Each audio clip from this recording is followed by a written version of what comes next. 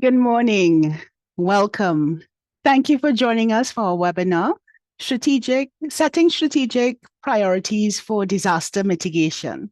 I am Daniel Fraser, Library Conservator at the Preservation and Conservation Laboratory, Heritage Library Division, NALIS. You are invited to type your questions into the question and answer segment to be answered at the end of the webinar. Let me introduce our organization. The National Library and Information System Authority of Trinidad and Tobago, NALIS, is the country's coordinator of all library and information services. Beyond the Heritage Library, there are over 25 public libraries, 3 libraries in correctional institutions, libraries in secondary and primary schools, and special libraries in several government agencies, all administered by NALIS. Please visit our website, www.nalis.gov.tt, for more information about our services. One of NALIS's key responsibilities is to promote and preserve national heritage information. The Heritage Library Division, located on the second floor of the National Library Building, Port of Spain, Trinidad, helps NALIS fulfill the goal of acquiring, promoting, and preserving national heritage information. Special collections acquired or donated to the Heritage Library Division consist of mainly traditional items created by or of interest to a significant person or organization of Trinidad and Tobago. I invite you to follow the Heritage Library Division on Facebook at NALIS HLDTT. The Preservation and Conservation Laboratory is responsible for ensuring the overall longevity of library materials with attention to the Heritage Library Division and its collections of historical importance. The PAC Lab, which was officially commissioned in 2013, helps NALIS fulfill its role as the International Federation of Library Associations and Institutions Preservation and Conservation, or IFLA PAC, Regional Center for the English-speaking Caribbean.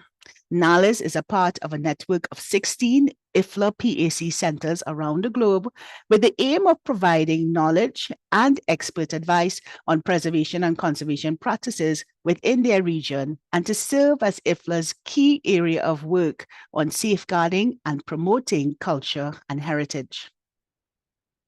We've continued our mission of raising awareness of preservation and conservation issues through our Preservation Webinar Series. In case you missed any of our previous webinars, our previous seasons of the series, the link to the NALIS YouTube playlist will be shared in the chat. Now, let me introduce our facilitator, Randy Silverman.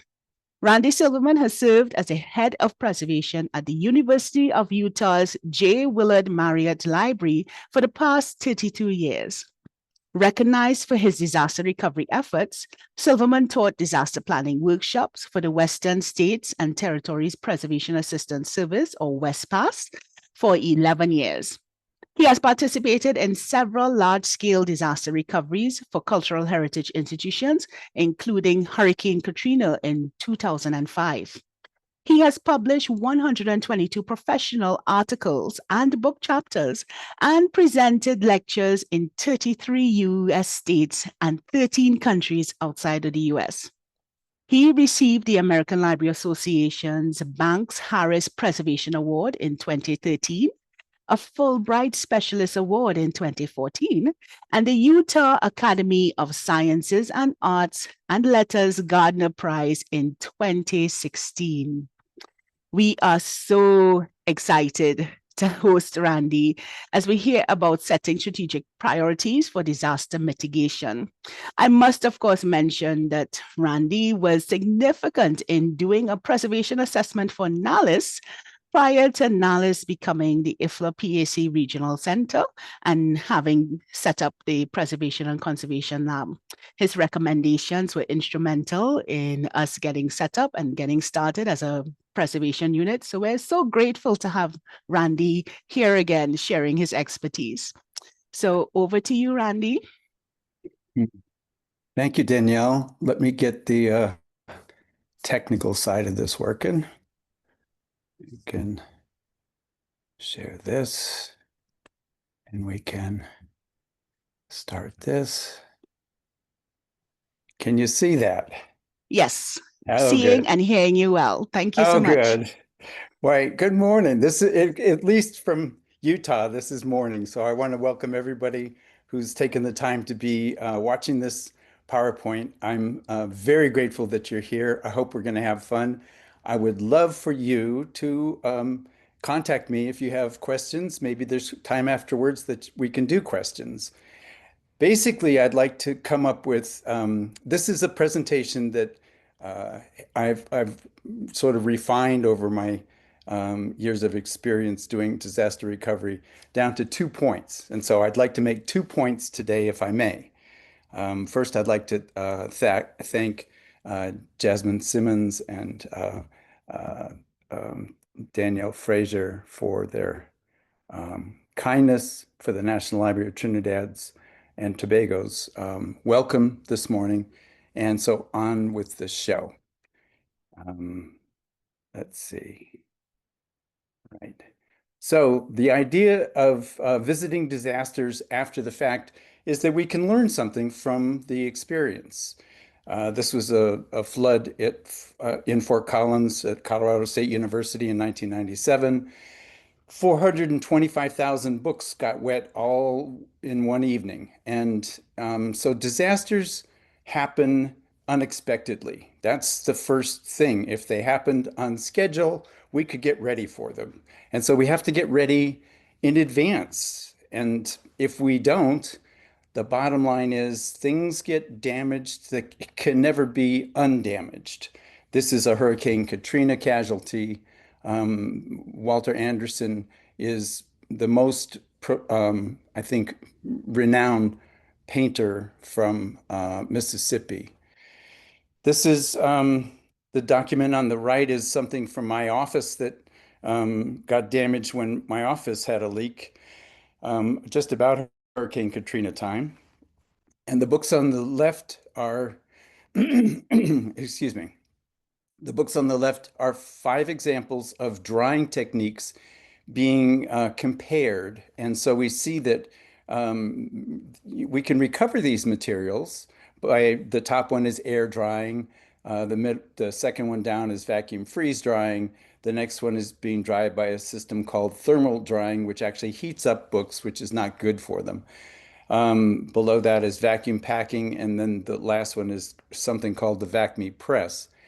But there will be damage. There is going to be a legacy of this event if the object survives. And so there's a problem altogether with the question, what would your institution do if certain collections disappeared one night, were simply gone, and or they were so badly damaged that they just never looked the same? So I've got 2 thoughts on that. And the first one is we might consider identifying the most important collections in our libraries, archives, and museums. And I say we because I'm in the same boat as you are. These things just happen. UNESCO in 1992 came up with a strategy for doing this and created Memory of the World. And the Memory of the World includes remarkable things. And I've identified a couple I wanted to share with you. This one being the Registry of Slaves of the British Caribbean from 1817 to 1834. And the notable thing here is that the submission to the Memory of the World Register was made by the Bahamas, Belize, Dominica, Jamaica, St. Kitts and Nevis, and Trinidad and Tobago. So these can be collective collections, if you will, which is very interesting because, of course, slave records occur in many different locations. And if you unite them, it's intellectually more accessible. Plus, people all over the world know that they exist. This is a collection submitted by Barbados, Jamaica, Panama, St. Lucia, United Kingdom, and Northern Ireland, and the USA. And of course, this being about Silverman, and I'm Silverman, I think it's very important. So this is a collection I want to know more about. And this is a unique document, one page, an African song or chant from Barbados. And this is the only copy in the world, and it's extremely rare and very interesting as a record of the kind of thing that people did, the common people did to survive. And so it's been made available, it's been made known to a much broader audience through this process of registering it. And I think we should figure out for our own collection strength what we think are the most irreplaceable collections that we own, because we could do a couple of things. One of them is protective housing. And because you basically have to identify which pieces are going to be housed, they should be starting with the most important. This is an important object in the US. It's the Idaho State Constitution. And we did the conservation treatment for this before COVID and put it in a nice drop back box. This is a handmade box, but you can buy commercially made boxes, and they're perfectly adequate because all boxes are going to protect an object from light, from changes in temperature and relative humidity, and the changes are damaging. So it helps stabilize an object. But most critically, all boxes, no matter what they are, will shed water to some extent. And not everything is underwater when we have an event. And so in many cases, just having a thing inside of a protective enclosure will protect it.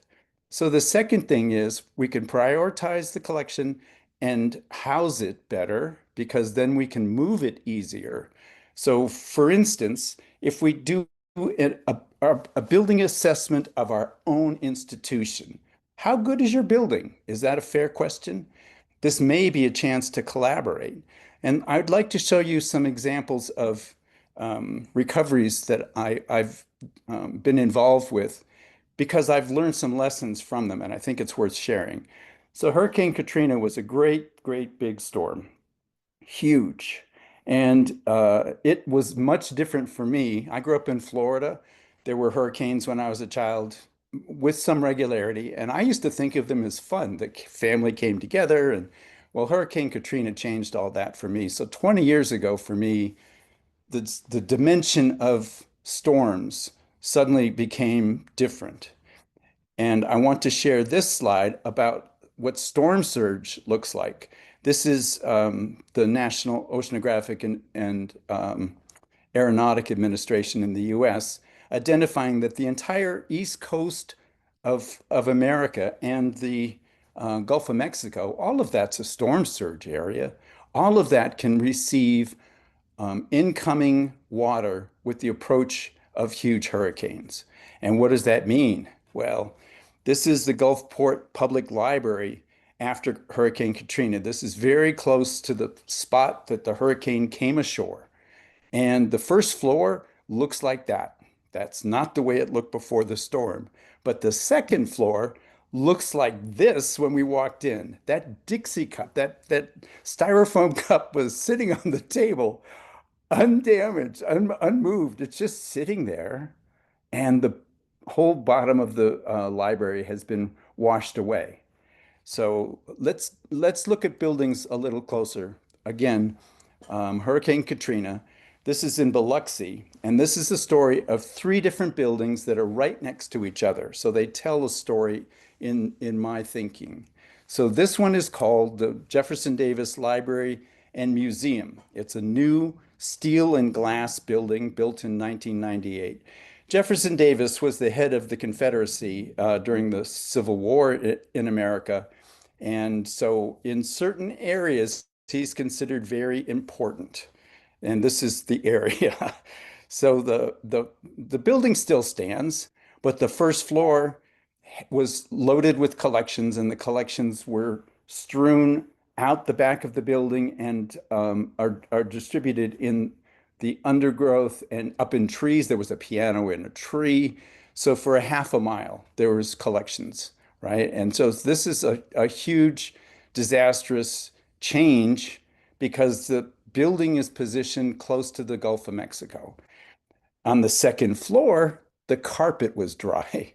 And so we dried archival collections, archive boxes of records that were in the collection. So we aired them out to prevent mold growth and dry these things. And we put plastic over those chairs to protect the wood of the chair. Next to the Jefferson Davis Library Museum was the Confederate Soldiers' Home and Hospital. This is a brick building built in 1902. The Gulf of Mexico is just past that little bit of building that survived. The rest of the building was completely destroyed. So just past the trees is the Gulf of Mexico, and the storm surge took that building down. But right next to it is the building that is called Beauvoir. And this was Jefferson Davis's home from the time of the end of the Civil War until his death. This building was built in 1852. Notice that they thought about buildings differently in the old days. They were using the old ways to construct this building, and it's been raised up on those supports, and the supports were very stable, and so the building stood. The porch was washed away, and some of the collections were damaged from water and part of the roof. But 3 years later, the building was able to be repaired and looks again as it did. So the old ways are something to consider because people have, formed ideas over a long period of time to preserve collections. I mean, how is it that you have collections that are 150, 250 years old in your institution? Somebody was trying hard to keep them safe. So the first piece of the talk is about this idea of identifying our key collections, house them better so we can move them if we have to, and decide whether or not our building is sound. And if the building that the collection is in is not, it possibly will not survive a direct hit of a hurricane. And if there's one coming, you might really worry. And so in advance of that, you might make an arrangement with an alternative building owner. And it wouldn't have to be necessarily the National Library or the National Archive. It could just be a well-built building 2 miles in from the shoreline that would likely survive the direct hit and certainly the storm surge. So considering the possibility that the highest end collections could be lost, I think this is something worth considering. It's just an idea. The second piece of this talk is about non-toxic mold remediation. And I want to talk about mold because, in fact, I've come to have some opinions about it from my work with disasters. So what is mold? And is mold a disease? Is it, something that we should be fearing? And my answer to that is it's absolutely nothing to fear, that it is part of the ecology of the planet Earth. 3.4% of the living organisms on Earth belong to the classification of living things called fungi. And the fungi include mushrooms and a whole variety of molds. There are lots of different kinds of molds. So it's not an afterthought. Nature didn't make a mistake by having mold. The mold has a very serious function on the planet Earth. It helps keep it whole, keep it wholesome. It helps deal with the problem that occurs. All things that have life someday are going to die. And when they do, there's going to have to be a process for cleaning and restoring the planet to a clean state, to a working state. And so when there's when the fruit is ripe and the fruit falls on the ground, the ants eat it, the birds eat it. At my house, the squirrels eat it, and eventually the mold eats it. And so there's a time and a place for this mold to go to work. The problem is when it gets confused and it starts to work on our collections. And so we can do something about that. So this is a close-up of mold. In its earliest stages, it's actually so tiny that you can't see it without a microscope. Those little filaments are called hypha, and the network of the filaments is called mycelium. When mold gets going, when it's activated, this it produces spores. And so these are the tree-like fruiting bodies on the ends of the hypha, and they spread like mad. And they pose they give mold the ability to replicate itself, to spread, to get larger. When there's a lot of fruit to eat, you better have a lot of mold to eat it. So this is a natural part of the planet's intention to keep everything wholesome so things can grow and thrive and life goes on as we know it. This study, done in 1999 by Hucka and Vitanen, demonstrated something that's very interesting. I think we don't quite know when mold begins. It's hard to tell. And it turns out there's a reason for that, because in the first two stages of its development, of its bloom, it's not visible to the human eye. It's there, you can see it under a microscope, but you can't just see it. And finally, we can start to detect it, but it's just very, very little. And then it starts to become more visible, and then it's clearly a problem, right? So the question is, in my mind, when I have some applesauce in the refrigerator, I opened it up today, I covered it up with some plastic and put it away. 3 days later, I have an urge and eat some more applesauce. It tastes delicious. I put it back in the refrigerator and I forget about it. And 2 weeks later, I open it up. It's still fine, I think. And so, being a man, I eat it. But if I leave it for another 2 weeks in there, it doesn't look so great like this. And so the question is the $64,000 question. When does mold become active? What causes this to occur?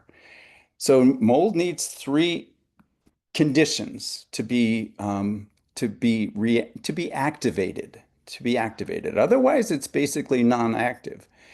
The environment has to be such that it supports the mold, right? And the environmental conditions usually, in my experience, include a lot of moisture and if it's in a building, an abnormal amount of moisture, but if it's applesauce, just a lot of moisture. There has to be something that the mold can eat, and different molds will eat different things.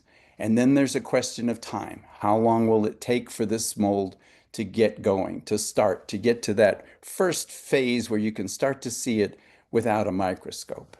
So we wonder about mold. That's part of the problem, I think. When things are unknown to us, then we worry. But the reality is, what you're never worrying about is that you breathe mold spores every day, all the time. We all do, that because they're ubiquitous, they're everywhere on the planet. And according to the National Library of Medicine in the United States, people breathe between 1,000 and 10 billion spores daily. That's a lot of spores. And you don't see people with lung disease based on mold, typically, typically. And so what is the story? You breathe these spores, but they're not active, right? Or when they are active, when you walk into a site that is badly molding, maybe that's a whole different thing. But I like to think of mold as a sleeping entity. And I give you this picture by William Blake, who was a genius, and he called this piece Milton's Dream. And it's the complicated, invisible world of mold dreaming for me, right? It characterizes the idea that this is complex stuff. The molds are all different. They live they march to a different drum, but they are among us and they're here for a purpose. And to get the idea that we can kill them, I think is not very productive. This is a cartoon. The caption reads, "Wanting his picnic with Gwen to be perfect, Hal made sure they would not be bothered by ants. I mean, what's wrong with this picture, right? So sterilization is really not an option. In surgery, we can sterilize tools, and as soon as we take that tool out into the world, it's immediately exposed to everything in the world again. But if you're going to deal with poisons, right? If you're going to deal with poisons, if we learn nothing else from COVID, we learned that the N95 mask is easy to put on. And if you handle things with nitrile gloves, it will protect your fingers. And I want to emphasize that if you're dealing with poisons, you should wash your hands all the time. All the time. You can wash your hands in the gloves, wash the gloves. So let's talk about the old ways in terms of trying to prevent mold.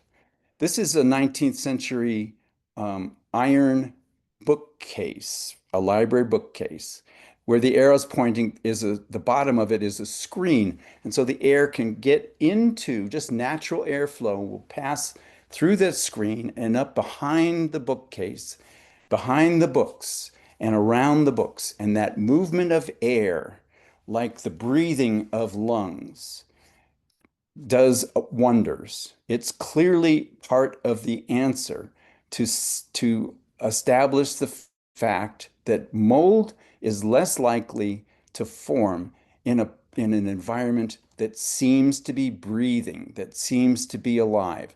And when we put things away in drawers, maybe we're setting ourselves up to have a problem. This is an interesting picture from 1969. The US Department of Agriculture came up with this idea for storing grain. So if you're a farmer and you had a great crop and you harvest all the corn and you're going to put the corn away for feed, for instance, it's going to be used in the wintertime. How do you keep this fresh, wet corn? It's freshly grown and green, it's ripe, but it's still full of moisture. How do you keep it from molding? And so the system they came up with has a container. It's a large outdoor metal container that has a perforated floor. The corn is stacked in there all the way up to the top, and then a fan is turned on, and the fan blows air under that perforated floor, under the screen, and the air is forced upward through the corn, and the moving air comes out the top and it evaporates moisture and it keeps the corn from molding. This is a secret about dealing with mold. So let's visit Hurricane Katrina again.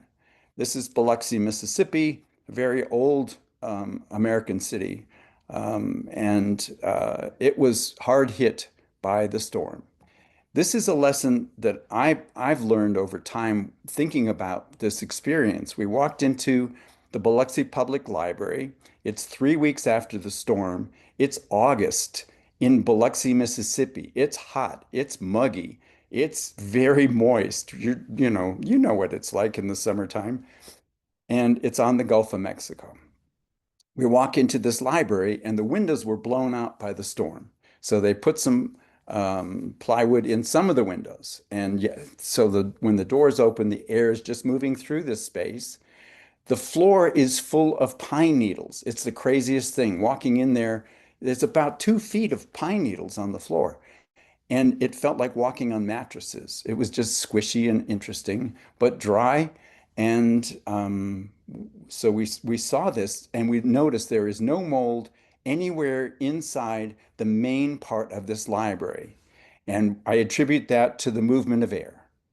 But inside this exhibit case, I'm shooting a picture through the glass, which is why it looks funny. Those are baskets, and the baskets are completely engulfed in mold.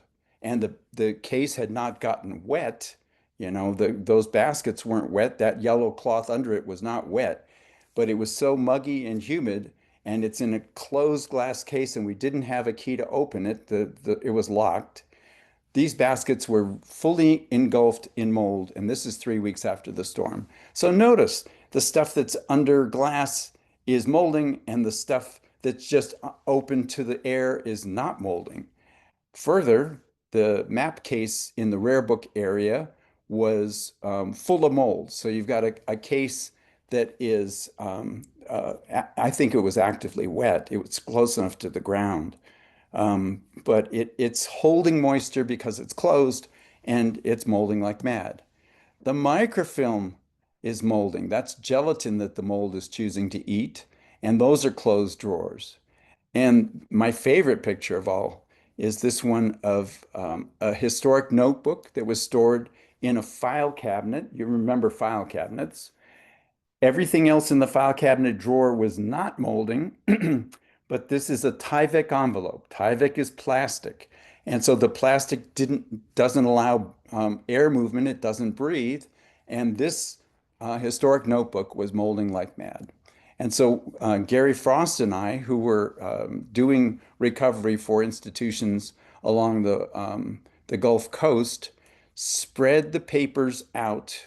This is at the University of Southern Mississippi, but the idea is to allow airflow, to open up the collection.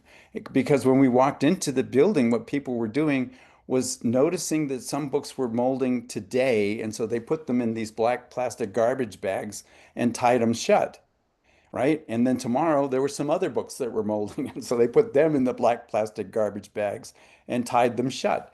And that only exacerbated the mold growth. That helps speed it up. But opening things up, allowing the air to move, will dry things and it will allow the mold to become dormant. So the fans are your friend, right?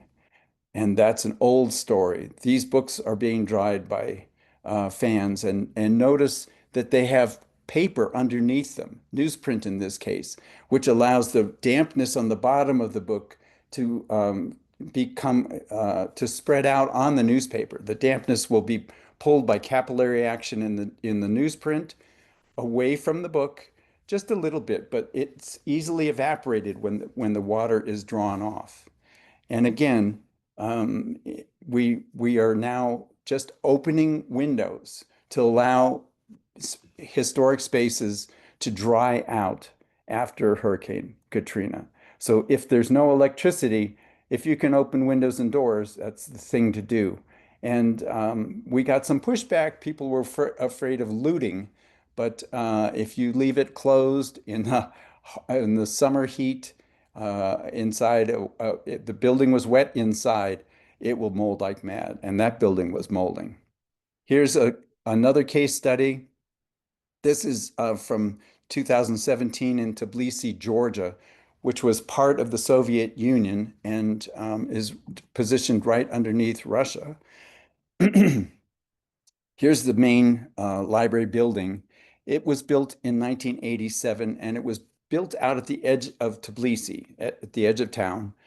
And it was intended to be part of an anticipated growth at that edge of town that never materialized because the Soviet Union collapsed 4 years later. So the building was built and it was not properly maintained. And it was, you can tell by the paint falling off and the plaster falling off the walls, it was not in good shape. And it's not all that old a building.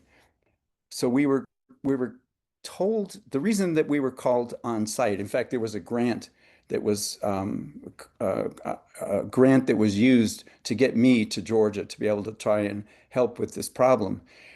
The library had inside that room 80,000 rare books. 80,000. They were stolen from Germany by the retreating Soviet Union, the Soviet Army at the end of World War II. And so these books had been in Georgia since the end of the war, and they were stored badly, right? That building was leaking water literally from the top roof down through the walls and from the sides. This room is underground. The side walls are bringing water in, but it was seasonal. Look how well it's molding, right? But the mold is really only on the surface. When you open one of these books, the first page looked good. So the mold is literally just on the outsides. And it was cycling. The humidity was high during part of the year and the mold would bloom again. And then it got dry, and so the mold became inactive. And when it's inactive, it desiccates, it turns to dust. And here you can see an example of that. And that's easily vacuumed away.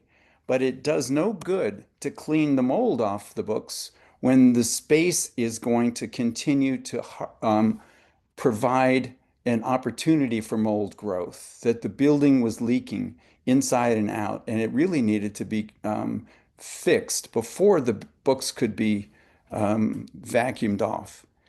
And this is a last example, a case study from Trinidad and Tobago, the University of the West Indies, St. Augustine campus, which was molding right up during COVID. The building was shut, people left the campus, and then they came back after the COVID when things were allowed to reopen. This building was opened up and others, but Shaman Renwick noticed that the mold was forming on the books, and it looked like this. And so you can see those little white spots, and that is mold growth. And so she contracted with a company to come in and wipe down, clean all of the books and the walls and the shelving. And so they did that, and things looked better, but the mold came back. And there was no more money to continue bringing in this company to clean. So the staff volunteered. And so they wiped down the books and they wiped the walls and the furniture, and the mold came back. And so that's when she contacted me. And I contacted my colleague Kirk Lively, who works for Belfor in Texas, a disaster recovery company. And Kirk was kind enough to donate 4 commercial dehumidifiers, that's the silver boxes, and um, 7 or 8 fans, which are commercial fans. And so they were sent to the campus, and they started running in September of 2001 and kept running until March of 2022. So the problem was that the building itself leaked, that there was a pretty significant leak at one part of the building where an overhang joined the building. And it was complicated enough that it was not easy to repair. And so the campus delayed fixing it. And so it took quite a while to get the mold to actually uh, become dormant again. So the fans and dehumidifiers had to run continually, trying to fight this active intrusion of water. During the rainy season, it just can't be done. It helped, but it wasn't enough.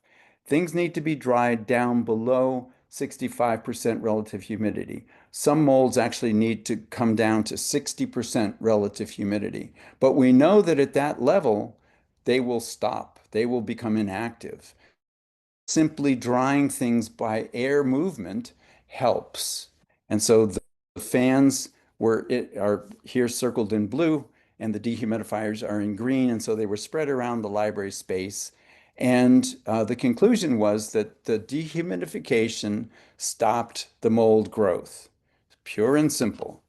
And so with that, I'd just like to suggest that if you're going to do this kind of work, personal protective equipment is not required, but recommended.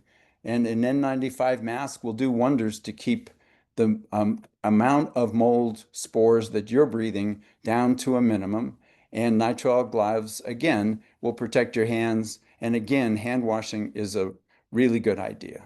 So once the mold dries out and becomes inactive, it can be simply vacuumed away, or it could be brushed away. Take the book outside with the wind coming over your shoulder, and you can just brush off that desiccated mold.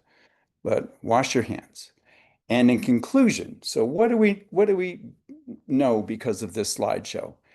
Well, preparedness could include identifying your most important collections, and then they could be boxed because that will protect them. It will also make them easier to move if you needed to move them to a more stable building that could withstand the high winds and heavy rains and storm surge of say, a hurricane. But this applies to all institutions, whether you're in a place that gets hurricanes or not. So the memory of the world is a very interesting model. At the very least, you should identify the collections for your own knowledge so you know what the institution would really regret losing. And then they become the priorities to start worrying about. And that limits the number of pieces that, for instance, might require movement out of your building. Maybe that could happen 3 days before a hurricane came, maybe with a police escort into another building that could be secured, meaning the doors could be locked and the limited number of people that would have keys would be trustworthy, and that the building was maybe very sound and could withstand huge storms, which is what we're dealing with. And then after the event, if we have mold growth, we're going to need to air out the wet collections. Maybe they won't dry well in the building that they're in because the building is wet and everything will dry slowly. Removing the collections will allow them to dry faster, and it will allow the building to dry quicker as well. Dehumidification is strongly recommended. It's a standard in the disaster recovery industry in the United States. But it may be that you don't have access to equipment to do that, and that's understandable, but it is something to consider that instead of trying to kill mold to make it go away, we need to change the environment to make it go to sleep. And with that, I'd like to end this talk. Thank you very much for your attention, and maybe we could have a few questions. Thank you so very much, Randy. We have, uh, it's more of a comment. So there's one question. Sorry, one person put something in the question and answer. Hi, Randy. Fantastic practical presentation. Thank you for making the connection to the relevance of the Memory of the World program. This was from Cathy Birch McDiarmid. Nice. That's very kind. Thank you. Thank you very much. So we will just wait a moment for more questions. If they are not, okay, good. So there's one more question from Bridget Winter. She says, I am thinking as you're talking and wondering what is the best way to protect my collection, especially those sitting under sprinklers.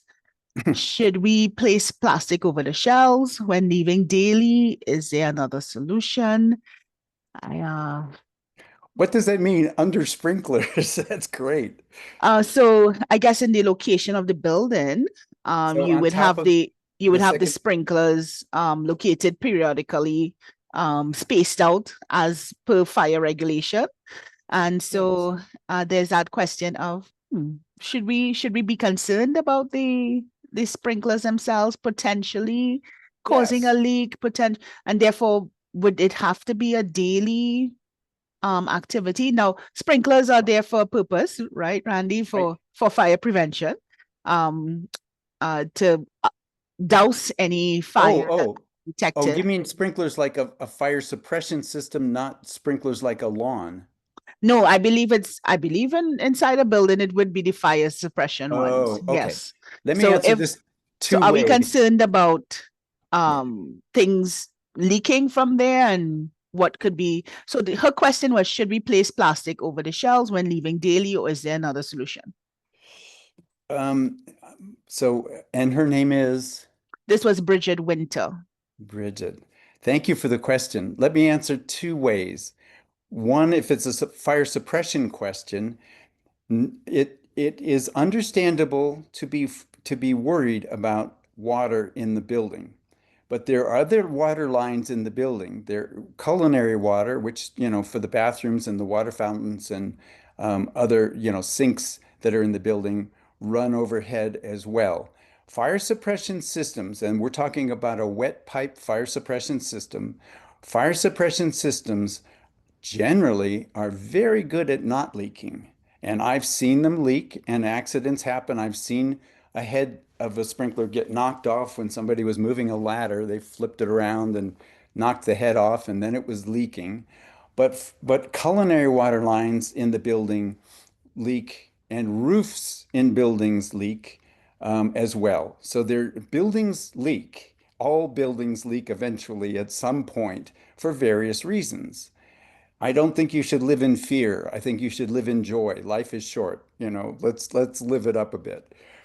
However, being aware of this, if your building is actively leaking, if you have evidence that there's water coming down with some regularity, we had a time here and there was, it took years to fix the problem. And so we actually did cover things up with plastic. But you should understand that it makes it hard to get in and out of the collections. And in really warm, humid environments, a plastic sheeting solution may also cause mold. Excuse me. So we want to be, I think, alert to the fact that you can close things off and create a different problem from mold. And I want to speak about the idea of sprinklers in for the outs for the grass outside. A very interesting event happened once here in Utah. I was called to the a small town's vault, their historic record books. They actually closed it up in a bank vault. The room was molding, and I'm thinking, what in the heck do you do? The building seemed dry, it wasn't leaking, and the books are molding. And so I'm puzzling over this and wondering, how this could occur. And I was there on a day when the sprinklers were on, and I went outside and walked around the building and realized the sprinklers were actually hitting the outside wall that was the closed vault. So the door being closed and the water hitting the outside wall of that room was causing moisture to come through the wall, and the door being closed, it was still not moving air, and it was molding. I was very surprised. I suggested that they change the angle of the sprinklers and stop watering the side of the building and open the door of the vault to get better airflow. And then, maybe they still closed it at night, but to be aware of the situation is part of the the solution. Does that Thank help? you. Thank you, Randy. And such an interesting situation there with external walls. Like you said, that building assessment, sort of taking note of what's going on in your entire building as we're looking at dealing with our collections. So important. I have another question for you. Well, Wonderful. first, one comment from Davy. She says, "Hi, this was informative, especially the severity of mold and its handling." So thank you so very much, Davy, for your comment. Uh, Nice. there's one question again from Kathy. She says, one question, clarify the recommendation for approved humidity levels to prevent mold growth. And can you suggest possible equipment to check this? And Samantha is also very interested in knowing that as well. I So know, what? Tell no, me. I was about to say, I know that's always a question that comes. What level Yep. should we be aiming Yep. for when we consider our environmental control? Yep. So I'm going to answer this in a broad way that will probably frustrate people, but the question is it's a tipping point question. When exactly does the mold become active? When does it wake up from its dream and realize that it's time to do its work, right? This is the question. And in an ideal situation, I can tell you a number, and I said it in the talk, so I'll say it once more, but then I'm going to suggest that that's not necessarily what we have to worry about. Mold, generally, for many years, we considered mold inactive below 65% relative humidity.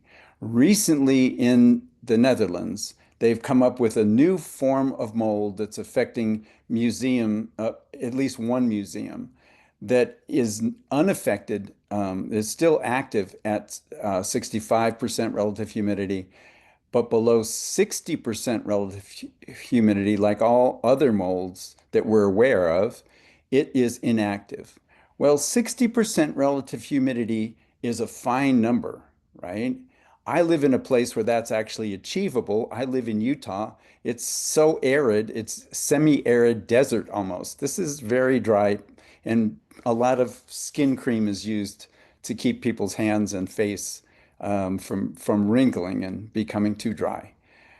In the Caribbean, in Trinidad and the Caribbean broadly, 60% relative humidity is unachievable, I would suggest. You might be able to do that, but it would take an awful lot of energy to dehumidify to that level.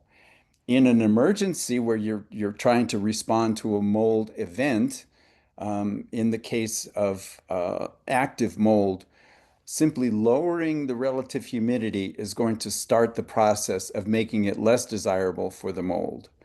Moving air, however, is open. It takes a lot less energy to keep things from molding. And so there, if in the Caribbean, in the old days, like Florida, um, like Mississippi, they built buildings up off of the ground so air flowed under the building. And in the roof area, there was a space that allowed the wind to pass through the building from side to side, right? It could air out, and the windows could open up and you get cross ventilation. Remember cross ventilation? The National Library of Trinidad may not be able to open their windows to get that. So modern buildings don't allow for that. But in an older building, that may be an option.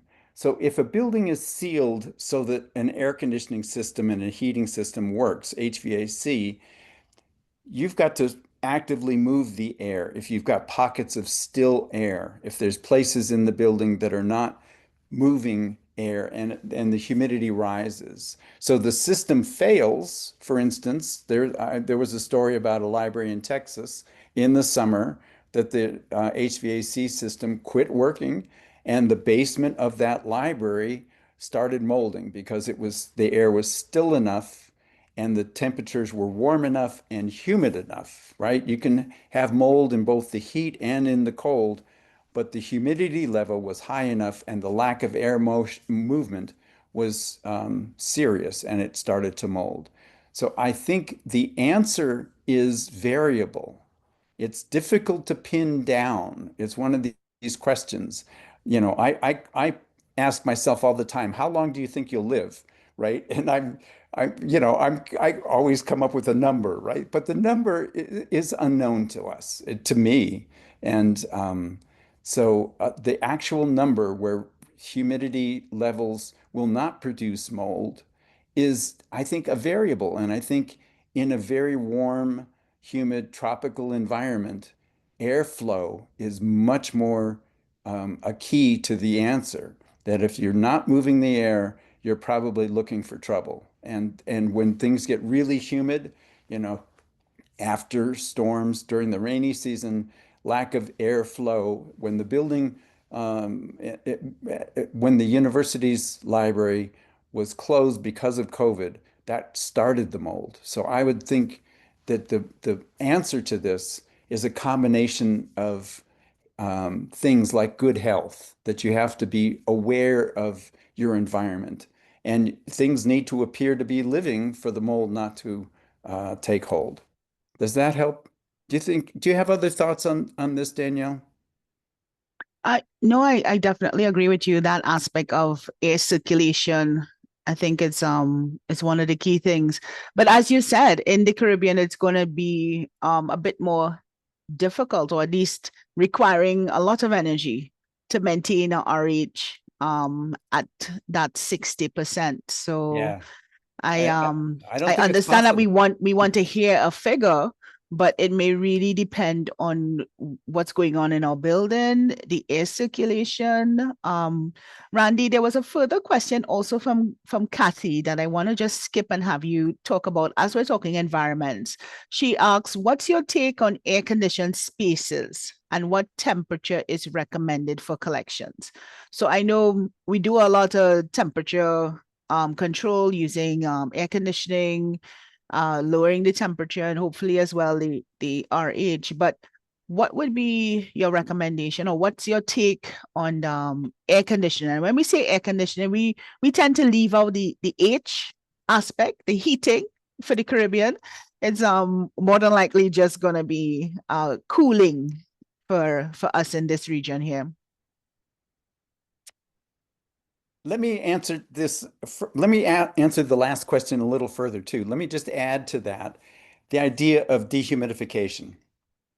It's actively possible. It's not hugely expensive. And I am very interested in being able to set up um, conditions in the Caribbean that have the option to use dehumidifiers and probably in a limited space, fairly small sized rooms, but you could put books that were molding into a room that you could dehumidify. And if you run the system 24 hours a day, you can lower the humidity below 65%, even in the Caribbean. So it takes energy, but it's a model that I would love to see become popular, catch on, so that in the next generation, people turn to dehumidification first when they have a mold issue. So this, again, the question about temperature, I think it depends because if you're comfortable, right? Some people are comfortable at 74 degrees Fahrenheit. Some people need it to be a little bit colder. It takes more energy to make things colder when it's really hot outside. So there's limits as to what the air conditioning system can do. And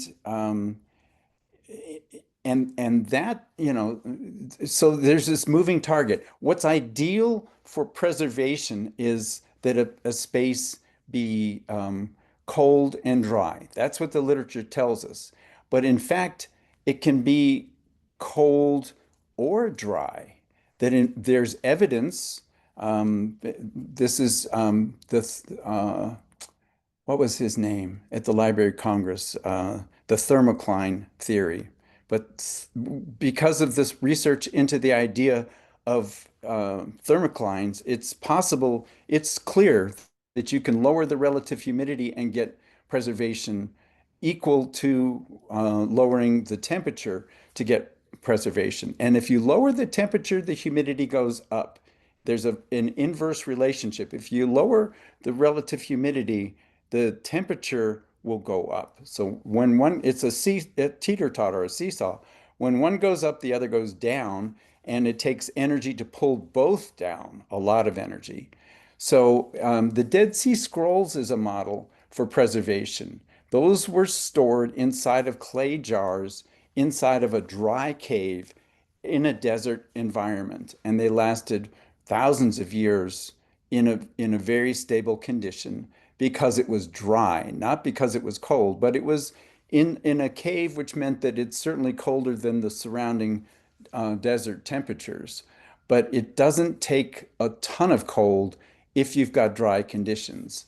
I think human comfort is adequate in most places. In a rare book storage environment, it's good to store things colder. But again,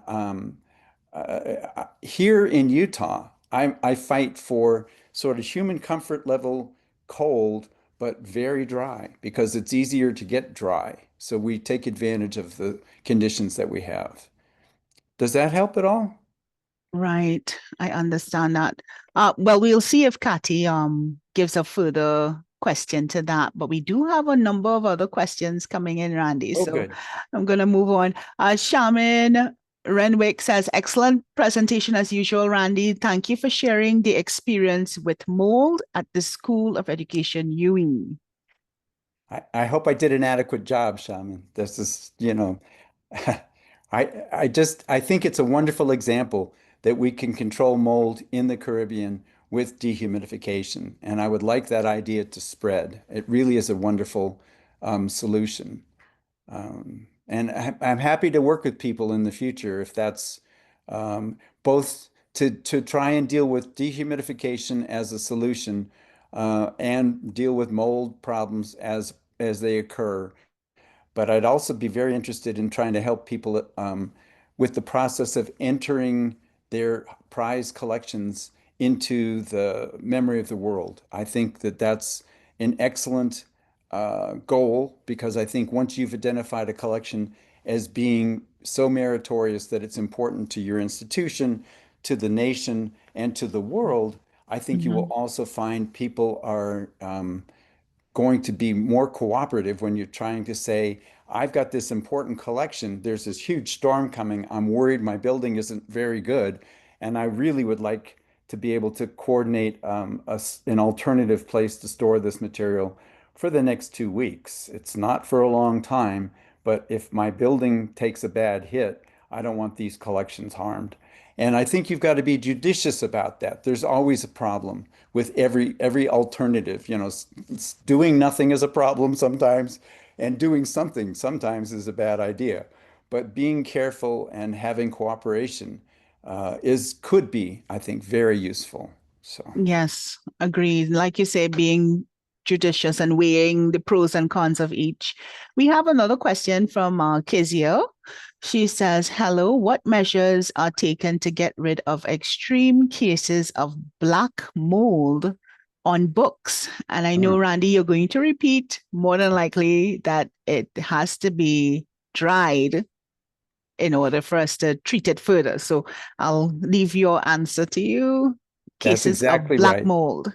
And black mold is just it's one of the varieties. It I also know something about so molds come in colors. And there is a mold called Stachybotrys that is really tough on people, and it happens to be black. And I don't know that the black mold we're talking about is Stachybotrys, but that's a nasty one for people. And the solution could be, I can go two ways on this. If people are, if you notice people getting sick because they're around this stuff, that's pretty bad. I'd say it's a question, if it is the constitution of the country, we're going to have to take special steps to treat it. If it's a replaceable book, and there's many books, but they seem to take on this particular mold, and they are replaceable, I'm saying it's a possibility you should throw them away and start with another copy. That's sacrilegious if it's an irreplaceable book. So I'm not saying that one solution fits all, but that again, we need to be very thoughtful about what is going on. But if this problem were to go away, let's analyze why there's a problem because it'll come back again if you throw the books away and buy brand new books and you put them in an environment where it's going to mold again. So there's obviously, I'm suggesting too much stagnant air and humidity. That's what I suggest is probably going on. And if that's the case, what can we do to move the air and dry the space? And those conditions have to be changed before any other solution will work. But we can take those particular books and we can dry them, maybe moving them out of the place that they're in to a dry building that has good airflow. We might set up fans. When I have fans running 24 hours a day, I plug them into a surge protector because fans have a motor and the motor could burn out. And if it's happening in the middle of the night or over a long weekend, it could start a fire. So everything may have a downstream problem. So I think if you've got a circuit breaker in place, it should pop when the fan motor burns, but having a surge protector is an alternative, one extra step to make that safe. But if you move the air the Stachybotrys or black mold of a different type, whatever it is, could be made to stop being active, to become inactive. It needs to dry out. So we can evaporate the water and you say, well, the book is not wet. No, maybe it's never been wet, but if the environment is wet, if the air is stagnant and the moisture in, I don't know where the book is located, but I think the Caribbean is always moist. It's always, I grew up in Florida. For me, it's always moist. That's what we like about it, right? So there's that. But moving the air changes the environment, and drying it out actively changes the environment. And it doesn't need to sit in the sun, but that wouldn't hurt for a little bit, nice, dry, daylight, moving air, and it should dry out. But I suggest possibly replacing books where there's a long-term growth of mold. And that stuff in Georgia that I looked at, the entire 80,000 books were moldy. That mold could be removed once the books were dry. You just vacuum it off with a HEPA vac. So they're variables. If you don't have a HEPA vac, if you can't get the material dry, if the material is highly valuable or not valuable at all, we could replace it. Those are some options, and I'm happy to talk with you offline and see if we can work out a solution that actually works. Thank you, Randy. I'm going to go on. Okay. Bayu says to Mr. Randy, did your institution have more strategies for mitigation of collections, like digitization of special documents, to put this collection in another place for anticipation of their loss? So is that something that you've seen before, where there would be that strategy to digitize and place Yes. the collection somewhere else in order to anticipate protecting the collection? Oh, I see. It's a two-prong approach. That's Mhm. clever if the building is not sound and I think that, but again, it may not be the greatest building, but it might be better than the alternatives. I don't know what the alternative looks like.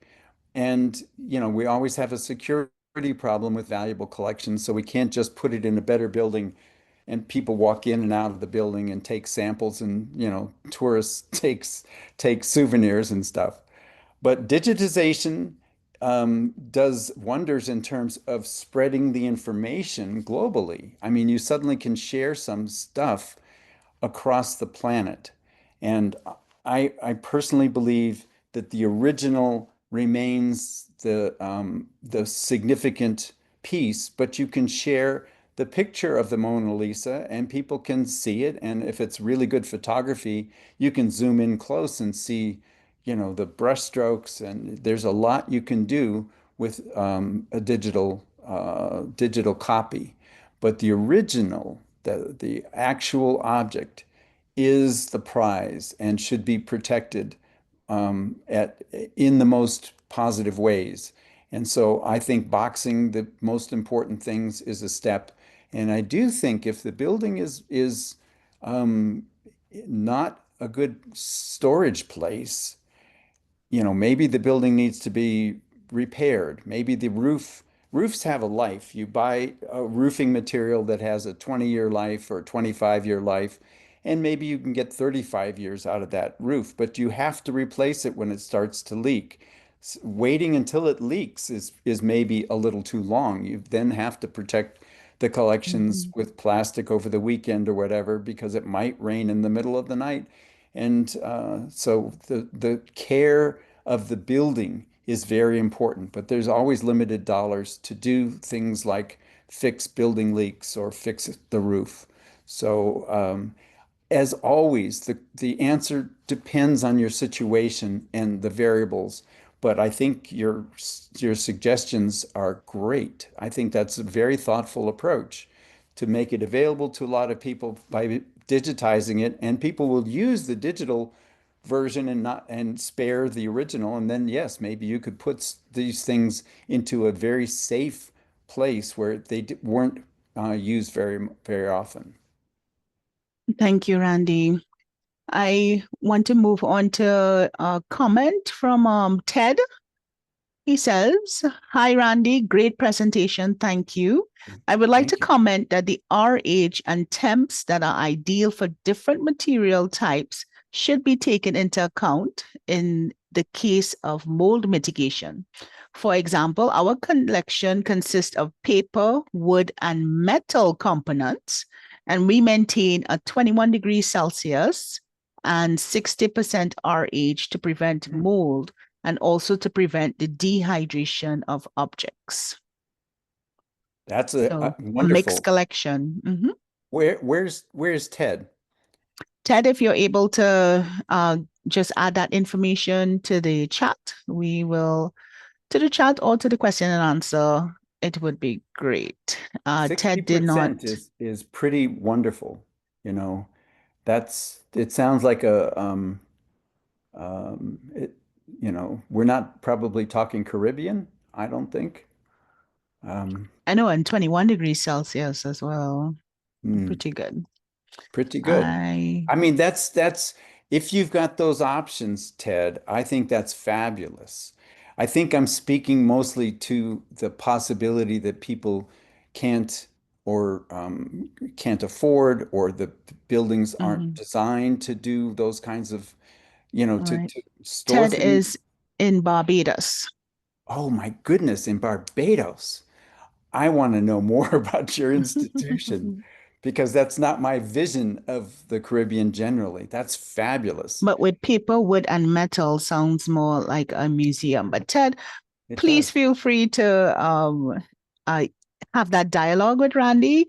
Randy, we have about 18 or more questions in the question and answers. I know we've been going on for I a while, better but I stop really do talking. want them to be answered, or at least for us to air them out Let's and do it. know that we Let's can do do it. that. So Thank you for thank you that, so much, Ted. Ted. Very interesting. Rebecca says, question, I saw you said that you should use PPE whilst dealing with mold. However, it is not needed. What, in your professional opinion, may happen to an individual who may have daily exposure to mold? Now, I think we must remember that Mr. Silverman is not a medical expert. That's true. Randy, I don't want you, going beyond the scope, but for conservators as we are, Randy, what would you recommend with respect to that? Ava is also eagerly awaiting a response to this question. So just to read it again, what in your professional opinion may happen to an individual who may have daily exposure to mold? I should also mention that we have previously done a webinar called Dealing with Mold. So I would recommend that as a really good option. We highlighted some of the health issues that could be seen based on the research that has been done by other people. We just reported what was researched there. But Randy, I'll give you the floor for this question. It's a complicated question, and it's a wonderful question. And it's absolutely true. Danielle's right. I'm not a doctor. And it's a question that affects people differently. So people they have different responses to mold exposure. And I'm going to tell a quick story.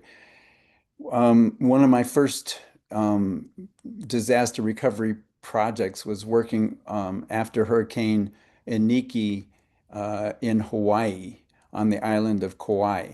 And I went there with a team of people. The National Endowment for the Humanities came up with money, and this is a long time back.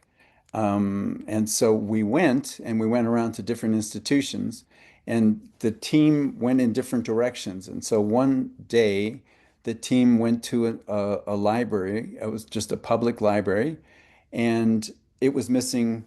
The hurricane had knocked off, done roof damage to about three-quarters of the buildings on the island of Kauai. So it was pretty serious, but the locals were very positive. It was wonderful to witness. So this library had part of the roof missing, and the air was flowing through the building freely. and members of our team went into the library there to help them, and they were knocked down by the mold. They got sick, and they stayed sick for the rest of that trip, and they went home sick. And it was tough on them. I went back to the library afterwards as a follow-up, but I wore a face mask, a respirator, because I knew that this was potentially an issue. But the people working in the library were in there walking around unaffected.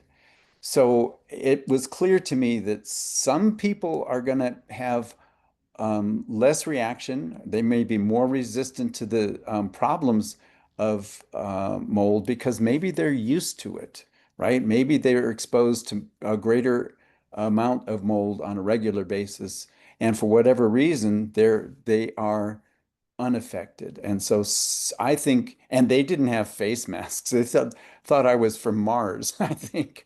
But, I'm wearing a mask because I was worried because people on our team got sick.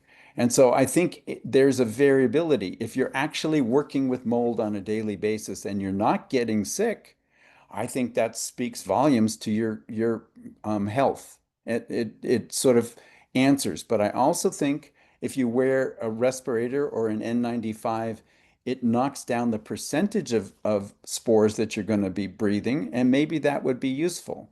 So I recommend you pay close attention to how you're feeling. And I always tell people if there's a team of people working on a project and somebody seems to be getting sick because they're in that building, that their health seems they're complaining and the rest of it, they shouldn't be there. Not everybody can do that work, I think. And so Mm. but that's a managerial problem, and those are again, I'm just suggesting that those are places that you can identify some trends. So not everybody is going to get sick, but some people might, and it's different for other different people. And so if that helps answer the question, I hope it's useful. So, Randy, would you recommend the very basic PPE that is needed? That would be an N95 mask, nitrile gloves. I think you had that up as well. We saw someone in a Tyvek suit, a full get up like That that. was, When would yeah, you transition to having something like that? that's an expensive thing to do. It's hot, it's Mhm. difficult to work in that. But I walked into a room that had been molding for over 50 years, and I knew it. And so for me, didn't seem over the top. But, what are you going to do? Throw that suit away every time you go into that room? That's the protocol. That's the way it's done in hospitals. Um, that's an expensive deal. I used the suit one time and saw the collection and didn't go back in. I think in the real world, washing your clothes at the end of the day is probably a reasonable thing to do.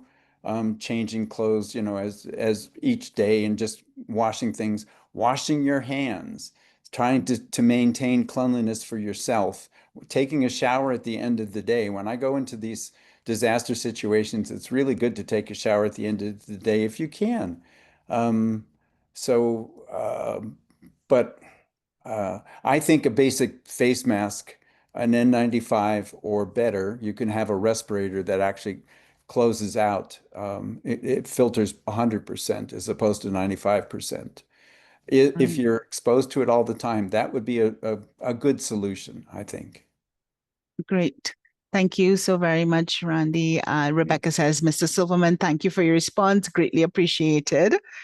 Samantha says, thank you so much. Wonderful presentation. We are concerned about the cost and reliability of metal shelving in a high humidity and high salt content from sea air environment. They are near the Caribbean Sea.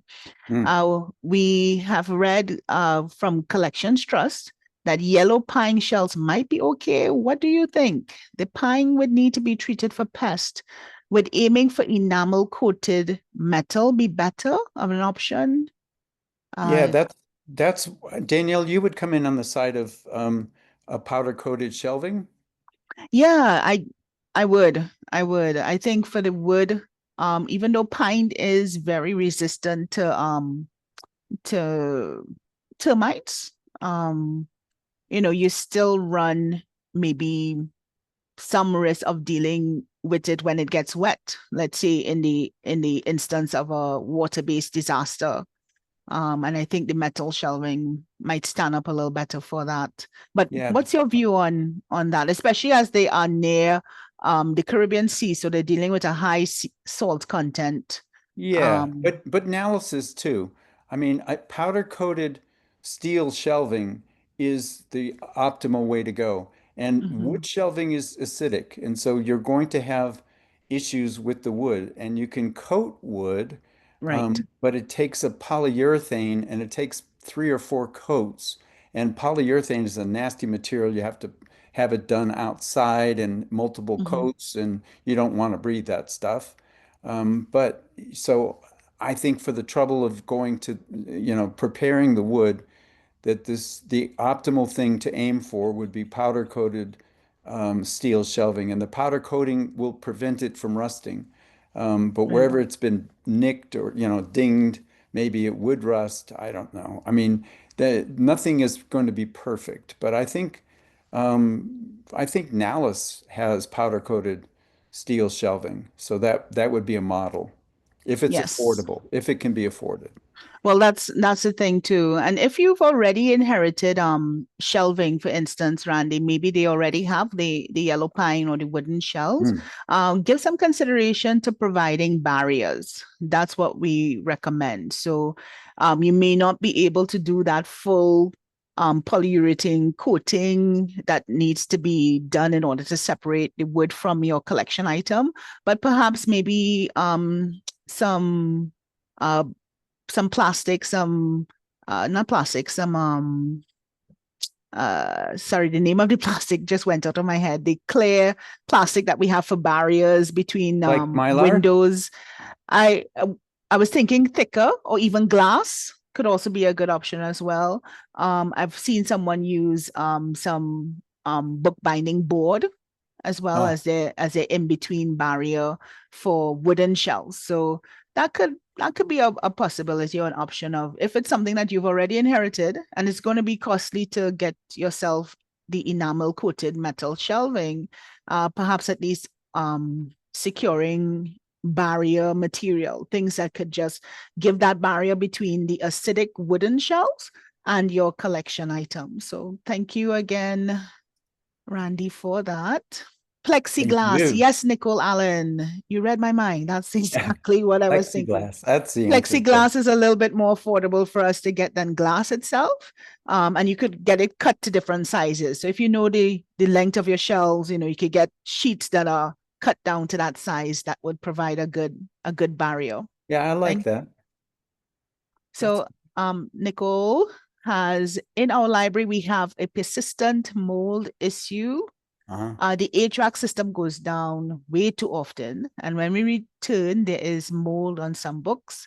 The culprits are books with cloth bindings. We use an alcohol solution from time to time, but those guys are more stubborn than us. From your presentation, I think we may look into a really big ceiling fan that we can leave on. Question mark? Yes. What's your thought on that? Um, yes, I think it's probably cheaper than the dehumidifiers. We just priced dehumidifiers, those portable ones that I showed you from Kirk Lively at Belfour.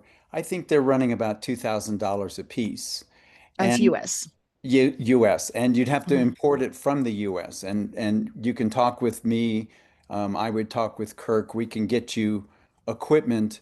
It would take more than so in the shaman's case where we tried to dry out the building, and that's a building that was actively leaking. We were running 4 of those dehumidifiers in that library space, and you saw a picture of it. It's a largish kind of space, but we have to calculate how much uh, how much air are we trying to dry. But maybe dehumidification is actually required if you've got a persistent humidity problem that's triggering an ongoing mold bloom. So I think yes, I think air movement is a good idea. And to your point, um, fans were common in the tropics as a solution for the human discomfort of still air and high humidity. So I think, in fact, if there was movement of air, it would help. But it Mhm. may be, this is again, it's a question of available resources, but it may be that there comes a time, say during the rainy season or something, the monsoons, that you have to dehumidify. If you're actively growing mold on a cycle where it's always occurring during the rainy season or just after it or something, maybe you need to have this emergency equipment available in your library as the conditions are causing mold. Mhm. Mhm. Great. Thank you for that question, Nicole. Great question. Lisa says leaks are always a problem. What we need to do, Lisa says, is to prioritize the most important collection to save. What type of environment is needed for them? So if we are prioritizing and we know that leaks are an issue throughout the building, uh, what would be the environment that we aim for the most important part of our collection? What a great question. It's hard to know generically how to answer that question. Mhm. But if you could identify so in my library, there we had an old safe. This is a metal safe. It stood on the floor. It was in a bank years ago. And people persisted in putting collections into this. The very valuable daguerreotype was stored in there, extremely rare. And I took a measurement of the humidity level inside this thing. And so, I have 35% relative humidity in the building and 80% or something relative humidity inside that safe. It was not safe. So higher security may be one piece of that gets mixed in with all of this. If the library is generally leaking, but it's not molding, maybe the environment is okay, but maybe those high value items have to be stored under a plastic sheeting, that's draped over a specific set of shelves. We did that in my library for years, that we had a persistent leak problem. And it was finally, there was it, it, um, yeah, it was a mechanical system design problem, and a bunch of parts had to be replaced. Mhm. But we finally got that done, but at a cost of $2 million. It was building wide for Mhm. 5-story building. So in the interim, we just protected things under plastic sheeting that was draped over and went to the floor.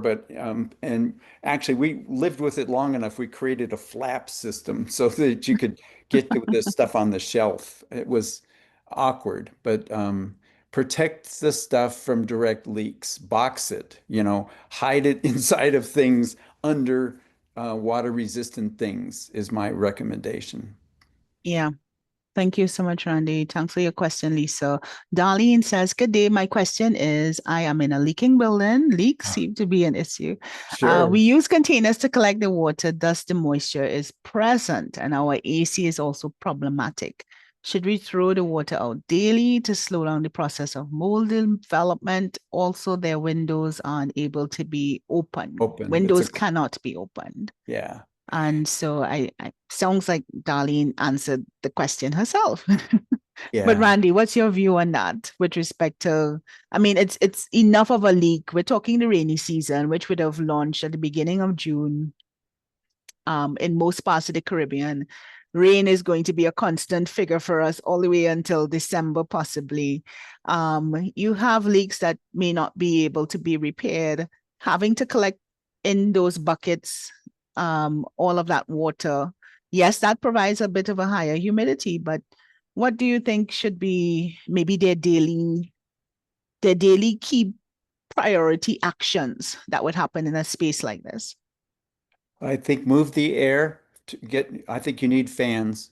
I think possibly, again, I lean in the direction of actually dehumidifying the space. And that may not be affordable, but I have to say, replacing the air conditioning system so it's better is not affordable. So I mean, you're weighing possibilities. So in the short term, setting a goal to get fans and dehumidifiers may be more possible, more likely than replacing the air conditioning system. I would target the air conditioning system, but that may take 10 years. It may take the system actively failing and people not being able to get parts to replace that. So these things sometimes are on the horizon and will be repaired eventually.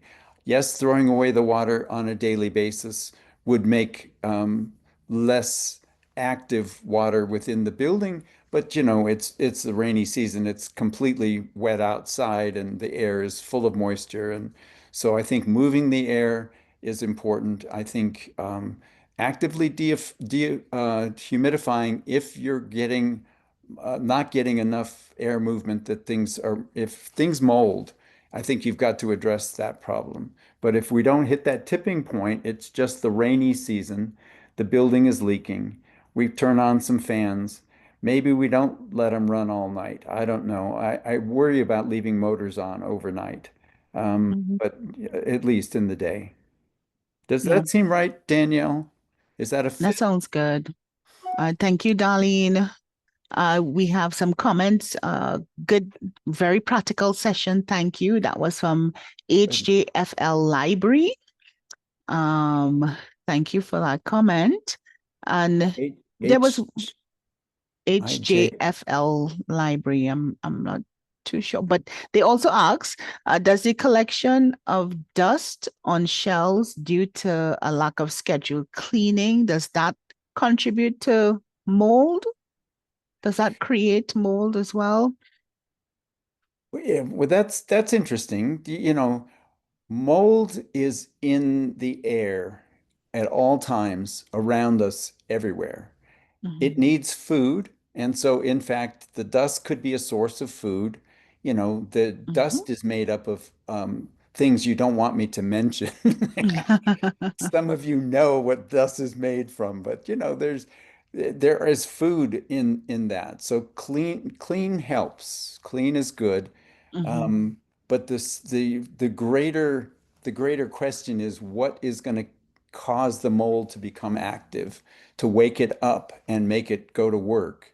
And I think that's typically a lack of airflow. So in a closed container, I go back to the public library in Biloxi. When you see closed map drawers and you see the microfilm drawers closed and the file cabinet drawer closed, and inside the file cabinet drawer, the only thing that's molding is the thing in a Tyvek envelope, which is not allowing any air movement, that the rest of it has enough air movement, even in a closed file cabinet, that it's not molding, Mm. but that one thing is. I think we're talking about the activator. I think that's the trigger that makes it happen. And I think we need Right. to be super aware of the fact that we create those environments in libraries and archives and museums by putting things carefully away, but limiting the airflow. So we want to be sensitive to what's going on in our collections. Excellent. So thank you uh, for that question. Declan says, great presentation. What measures are required when dealing with mold on leather and leather covered books? Uh, would they would there be any particular measure that's different for dealing with mold just on a general, Randy, versus I'm gonna mold on leather books?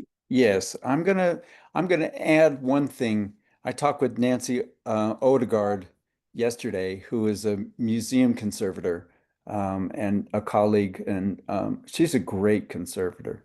And she's in fact giving a talk today on the same topic, I think. But generally, she's dealt with issues of poisons in collections, and so. But Mm. she suggested that wiping things down with alcohol that are actively growing mold will is a means of knocking back the mold. It will actively kill it a little bit, at least.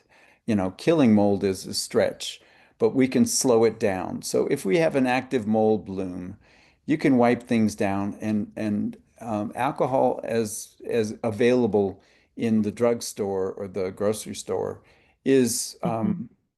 would work on rags. Again, as it evaporates, you get a face full of that for a long period of time. It'll affect you. So you should maybe do that in an outdoor place. I Mhm. say that knowing that I've resisted saying anything like that through this entire talk because it's irrelevant if you wipe things off and get the mold to disappear when the environment is creating it. So the mold will grow faster than you can wipe it off in essence. However, and there's also such a thing as uh, what do they call micro rag? What is that? A Microfiber cloth. microfiber cloth. They're very Right. absorbent. It's a wonder. Thank you, Mm-hmm. Daniel. Mm-hmm. It's a very absorbent thing in that it traps things and you can Yes. wash it. So, but the mold has to be desiccated to be wiped off effectively. If it's Mm. active mold, I think Nancy's idea of using an alcohol, she was even saying alcohol wipes that you can get from in the medical community. It's just alcohol. You open the little Mhm. packet, you wipe down something and throw it away. If that was affordable, but it doesn't matter. This wiping things off will not affect the problem if you've got too little air movement or too high humidity. The Right. mold will continue to grow. Yeah, it always goes back to the environment. We can Yeah, clean and clean and clean, and we'll probably have to do that over and over over and if over. um if the environmental conditions aren't addressed. Thank you, Declan, for that question. Arlene says, wonderful presentation. I have Thank gained you. so much. Thank you, Arlene. Kathy, who gave some questions before, said, we lost our four-story building to poor air quality and sightings of mold in 2016. This is at the St. Arthur Lewis Community College in St. Lucia. She would love to continue this conversation further. And I know, Randy, you have up your email address on Yes. screen. Yes. You're still sharing. So, folks, please take May, note. You can, may I talk to that issue, Danielle? sure, yeah. So I believe I would love to get a collaboration going with people who have not used dehumidification prior to this talk. And if it interests people, I'm serious enough about this that I made a proposal to UNESCO, and I don't think I'm spilling the beans or saying something improper. It was expensive. It may not work, but the proposal was that we get dehumidifiers and fans, commercial quality, and if it was affordable for UNESCO to help us do that, we would distribute them in the Caribbean, within the Caribbean, and then hold like a collective discussion ongoing so people could talk about they had problems turning on the equipment, or they had problems knowing where to position the equipment, or how many, how big a space it should be in, whatever. If we talked about it like every 3 or 4 months, whatever, every 2 months in the beginning, maybe, to just talk it through and see what the problems are and hear the success stories and have this thing reinforce itself. I'm very interested in trying this because if we could do it, and I can't guarantee that there will be any equipment becoming available. But I think we would learn together what was working and what was not working, and it would change that it would tip the scales in terms of dehumidifying becoming a normal condition. And I would love to be able to know if people are interested because that would, and we will see what UNESCO's response is to this. So I'm speaking out of So there. yes, Kathy says yes, very interested. And Randy, I think for sure in perhaps in our future ventures, we can make arrangements for that. Folks would have registered and would therefore be on our mailing list. And Great. so we can once we have things, I think, structured well, we can definitely organize and mobilize in that way to get folks together to do that learning and do that trial, as you said, through this initiative. So I am And so appreciative of that, Randy. well, and it's So just an idea, we but hope we'll get that done. the NALIS, is a regional resource. And Mhm. so NALIS is trying to coordinate these kinds of things that would be beneficial for the region. And so even if it just became a discussion that happened between people, if we couldn't actually get the equipment in a centralized way, maybe some libraries or some archives or some museums could purchase these dehumidifiers and fans, or maybe, and I can give you, names of a company that will provide that equipment if there's money. And then we could still have a discussion. If one Mhm. or two or three places start to do dehumidification, I think it would still be an opportunity to learn, to listen to the stories of success or failure and why we're thinking things are not working. When and move forward with this initiative. For me, it's an initiative. Dehumidification absolutely works. It's proven.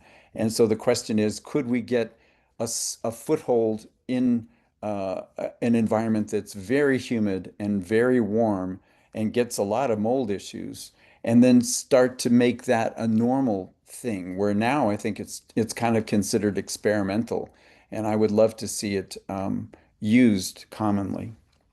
Great. Yes. Thank you, Mhm. Randy. Um, uh, Christine says, excellent presentation, very edifying. Thank you Thank so you. much. Um, Thank you. the the acronym that we were trying to figure out was Hunter J. Francois Library at the Sir Arthur Lewis Community College in St. Lucia, right? I So see. HJFL Library I is see. based in St. Lucia. And there's another question from them with Okay. regard to air quality issues in our building.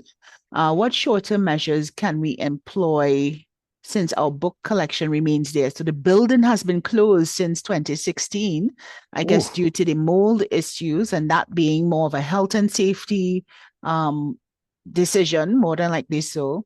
And so they're wondering what sort of short-term measures can they employ given that their book collection remains there.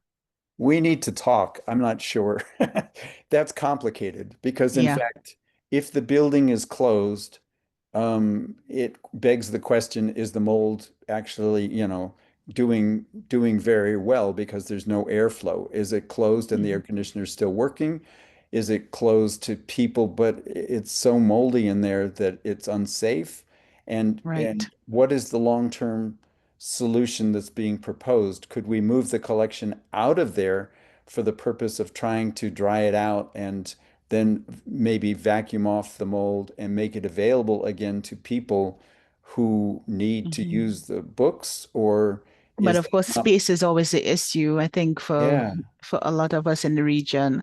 I think so Like you say, too. definitely, it's going to be a complicated discussion. So please do take note of Mr. Silverman's email. It's on the PowerPoint, and And we can we'll be set up a sure to also Zoom send call. it as We can well. set up Zoom calls, and if Danielle, you want to coordinate other people that might benefit from eavesdropping or participating or whatever. I'm actually interested in talking about these issues, and I would love to see solutions that work.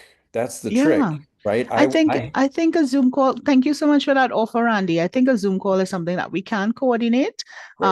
We'll just look at your availability, and once that is so, we can send out the invitation. So it will be more of a Zoom meeting rather than a webinar. So the Yeah, webinar limited, I guess, folks who can speak and who can put on their microphones. But at this meeting, we allow for having that full out conversation back and forth. So thank you so very much. yeah, that's Um, fun. yeah. So I'm just looking for other questions. Thank you. One person said, thank Janelle. Thank you for your informative presentation. I've learned a lot in a short time. I work in a historic brick building And as you said, the mold growth intensifies during the rainy season. What would be your recommendation for monitoring collections for environments with high moisture and high relative humidity? Some areas are sealed and an AC system is present to keep major areas cool. And also, if we can maybe follow up in an email the details of the commercial fans and the dehumidifiers. She's also recommending also asking if you can recommend some brands or things that Yep. could be affordable. And They're thanks you for they're sharing your yeah, the details. when we priced them, and we priced them based on a purchase of a large number. So the Mhm. idea was to coordinate it through Belfour in Texas. They were willing to help with this purchase, and so we were talking about 4 dehumidifiers for each institution, and no, no, two dehumidifiers and 4 fans, I think. Anyway, I have to go back and look at this. So the price may Mhm. be different, but the Right. dehumidifier that was shown on the screen costs about $2,000 and the fans are about $300 a piece. But they would require shipping from the US, and I don't know what the issues are to get them into the country. So there are import So issues. so therefore, maybe Randy, in consideration and in the follow-up presentation, follow-up Zoom meeting that we would want to have, Ah, the idea of maybe what are the specifications. So maybe rather than the brand or from a particular source, there must be some specifications that we look at if we're saying that we're going to just buy a commercial fan or commercial dehumidifier, that maybe it has to work this amount of cubic feet of air per second, and it should be at this speed, or maybe it should I be and adaptable, or certain yeah, things like that. There's certain that's all. specifications that maybe getting it locally might be an option for some folks to look into, especially if they're a smaller institution. Yes, I don't know the answer to those questions, but I can share the specifications of the equipment that we identified. And the reason that we identified it was that it Mhm. is very good quality commercial equipment that is actually used in the In disaster recovery, disasters. Hmm. yeah, Hmm. field. And so I can share the specs.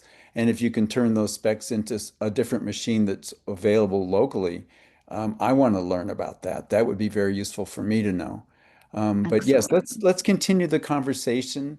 I feel that this it's going to be a problem ongoing. It's always a problem. Humidity and temperature and food source. When it's your collection that's the food source, it's a problem. So if we can Yeah. make little improvements that will help keep things in balance. But let me basically offer just one last idea, which is if things are working, if your system is working, it's not causing mold, that's something you should take a look at. Why is it working, right? Let's analyze the good as well as the Hmm. problem. When things are in balance and it doesn't mold, that those conditions are desirable, whatever the numbers are. So you can measure the numbers, but this balance works. And when things get out of balance, the building is closed for COVID, for instance, Hmm. or the air conditioning system is failing, or these variables change that are not under your control.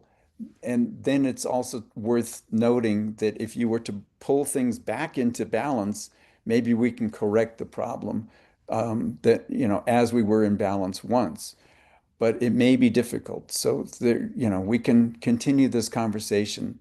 But if things are molding, then I think it's a question of not feeling it's in balance. And we want to see exactly what could we do at the minimum to change things back to a condition where it's not molding. And the rainy season is a high humidity event that Hmm. is going to tip the scales, I'm afraid, into a mold condition more readily than when it's drier. So, Right. yeah, Thank you for that. I yeah. am noticing that there are a lot of questions that seem to be common with respect to the recommendations of RH and temperature and dealing with mold, etc., which I think you've covered in some of the others. But I want to read just a couple of comments for you, Randy. Uh, Great. Davi said this session was very welcome as I have worked in several school libraries and the mold was very present on services which affected staff and myself. Awareness is key in handling and mitigating this situation. So this information is welcomed. Several had the large industrial fans, which improved the situation rather than the initial treatment of bleach, which was usually the first answer by the schools. So seeing mold and thinking, well, we're going to just bleach and deal with it, but taking an environmental control measure by having some large industrial fans, they saw improvement in that That's situation. So fabulous. exactly as you're saying, Well, Randy. that's great. It reinforces for everyone listening that is workable, that this is the common sense of the old ways, that people Mm-hmm. knew this and in the old days. A Yeah. hundred years ago, they would have opened windows, right? So what do we do? Exactly. And we have a comment from Miss Simmons, Jasmine Simmons, Director of the Oh, Heritage Library. She says to you, Randy, excellent session, Mr. Silverman. The engagement is wonderful. I do hope that individuals take advantage of the offer to have continued conversations with you. And I yes, love I it. do believe so. We have Randy's email. Again, there are several comments saying thank you. We took some notes, so informative. Thank you for the very informative session, Mr. Silverman, and thank you, NALIS. This was very informative. Multiple comments, and we thank you for them all. Such a great encouragement. But I want to point everyone to Randy Silverman's email. It would be randy.silverman@utah.edu. It's on the screen, and we'll be sure to also share it as we have the mailing list of everyone registering with their email address. We can get you that information directly as well. But Randy, any final word There or is one. thoughts as we look to I wrap have one up? thought. I know we have I a lot have of questions, but hoping that we will have that follow-up session Let's think in the about road. this because if I answer, I put the email up there so that it's not impossible to find me. So Mhm, I'm definitely interested in helping. But the bottom line is if 80% of the questions are the same, but you don't know it, and I get 80 questions that are basically the same, and I have to write 80 responses that are similar, maybe that's not as productive. I'm going to burn out, right? So at mhm, some point, I'm not going to care individually for you the way you should be cared for. And it's not your fault, but maybe we should prioritize the idea of Danielle and Jasmine suggesting that NALIS would like to hold another discussion, and we could have two, three, four discussions, whatever's useful. We could meet regularly. I don't mind. But I think it would be more useful if we have 80 people asking similar questions to ask it in a group and let's deal with it together. And with the knowledge of NALIS that they're regional experts and they are mhm, able to help with the implementation, right? And so I think we want to be realistic. I live in Utah. It's a different environment. I'm a little removed from the action, but I want to be involved as I can help. But let's collectively solve this problem, right? It's a problem for everyone always yeah. because, these are the conditions that cause us concern and it's reoccurring. So let's Mhm, meet together. Let's not just send me a bunch of emails. Maybe send Danielle a request that we get together and address these questions, right? And let's do it that way so that we collectively can meet and we can collectively discuss this and we can meet multiple times so that it doesn't have to all happen on one day. People's schedules prevent them being available. mhm, Those Zoom calls could be recorded so that there was evidence, but you want to talk about it. I want you to talk about it. So let's think about setting up another meeting or two or three, and let's see if we can find a way to try and collectively improve things. That I think would be more productive than 80 emails, which, I appreciate that you might be interested, but if it's the same question over and over again, there may not be a good answer. I don't know. But if you have, emerging problems, I'm always happy to try and help. And I thank you very much for your attention today. I want to thank NALIS for the opportunity to speak to you today. This was fun. I had a great time, and I look forward to our next conversation. Excellent. Thank you so very much, Randy. You're welcome. I do thank everyone for participating. We look forward to seeing you in our next webinar as part of this preservation webinar series scheduled for July. Stay tuned for details. Thank you.